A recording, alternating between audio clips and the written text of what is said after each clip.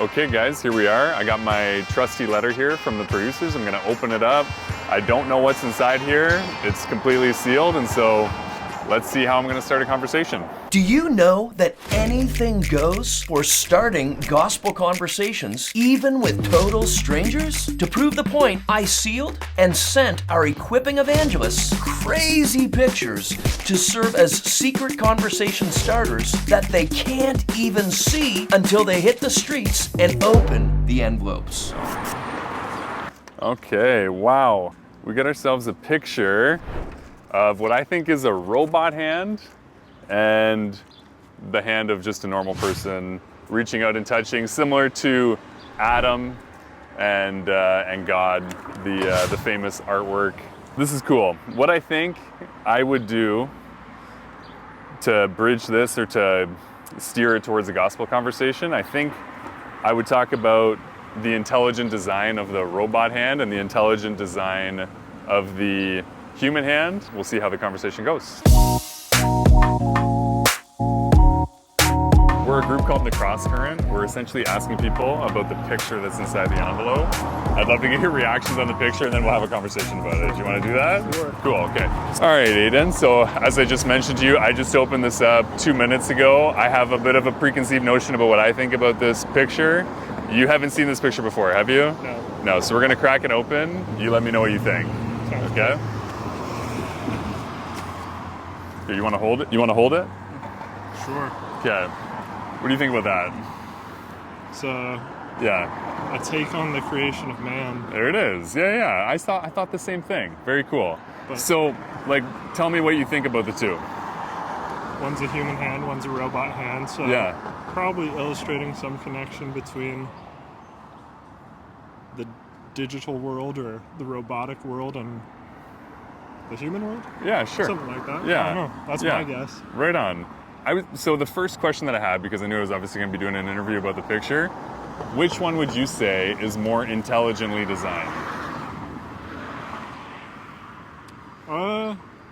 Probably the human hand. Yeah. Everything's covered. Like the wrist is exposed there. Right, wrist is exposed. The Yeah. wrist is covered up in the human hand. Yeah. And do you think, obviously, this hand was the creator of this hand, essentially? Suppose you could infer that. Yeah. So when I said which one actually had more intelligence, you did point towards the human hand. So do you believe in a creation, or do you believe in a creator?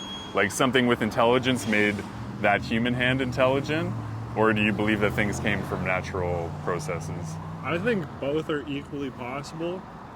Okay, haven't set your No. stake in the ground on I mean- one or the other? I've learned about human evolution a lot and read about the origins of the universe, but Right. even Yeah. people who research the origin of the universe and not many people who research evolution think it's equally possible there could be some greater entity that created this all. As Right. There is the possibility that just random happenstance led to this. Yeah, Led to right. you and me talking with a microphone. Right, about this stuff. Yeah, exactly. Could Because be. even Aristotle comes, as you're saying that, Aristotle comes to mind, and he thought of the unmoved mover, that when you take everything back, if you go back, through this whole series of infinite regressions, why did this happen? There had to be an unmoved mover, is what Aristotle said, to put things in motion, right? Yeah, that's what he said. Yeah, less yeah. familiar with Aristotle, but Okay. Yeah. Old philosopher, yeah. Yeah. So, in that, which hand do you obviously think has more purpose? The one on the right or the one on the left? Has more purpose. Yeah. You looked at this longer than 2 minutes ago. No, I did not actually. No, I didn't. Yeah, I'm being I honest. think based on that question, Yeah. the robotic hand is more intentionally designed than the human hand. It's just, let's say, humans have been on this earth for many thousands of years, many hundreds of thousands of years, but evolution is a somewhat random process that kind of adapts to the environment around it, but designing something very specific, such as a robotic hand to replicate a human hand, would need a lot more, or potentially need more thought and Okay. consideration to design it. Right. So since we kind of said that this one was created, I guess, with more intelligence, right? It's kind of like the whole thing, a watch presupposes a watchmaker. Even a universe or humans could presuppose a God. And obviously this was modeled with intelligence. So from my perspective too, I would say we need an intelligent being to create even something like this, an AI robot with intelligence, right? This presupposes this, right? So from my worldview, I'm a Christian, we would say that the human hand would presuppose also an intelligent creator. You see how, like, from a succession of, like, if you look at the presupposition of that, right? Yeah. Some steps are required. Yeah. There. Yeah. So, last big question about the picture here. What do you think in terms of when, say, this either malfunctions or dies? This one would either malfunction or die too, right? Yeah. Do you think that this has a soul, whereas somebody with a soul made that? I don't know. Every time I see, I'm going to guess if this hand extends to a robot body, the rest of that Right. robot body would look Like- or resemble a human. Right. I think if something expresses emotions, you can kind of see a soul in it. Whether Okay. that's looking at the funny face on a pet or Yeah. the number of people and facial expressions you see in a day. Yeah. It's harder Gotcha. to tell how much of a soul the robot has over the human. Right, because but- I mean, it could be connected to a normal body, Yeah, right? It could almost be like Luke Skywalker, the Could Luke be. Skywalker hand, Yeah. right? But okay, so here's my big thing as well, from an eternal standpoint, and we talked a little bit about eternity here and a soul.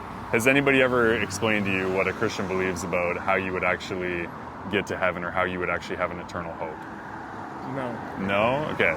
Let me explain it. Kind of similar to the questions we went down here, but we believe that obviously God created us in His image and likeness with intelligence, right? He's given us the ability to produce these, but we have a great purpose in this world, and our purpose in the world would be to glorify Him, right?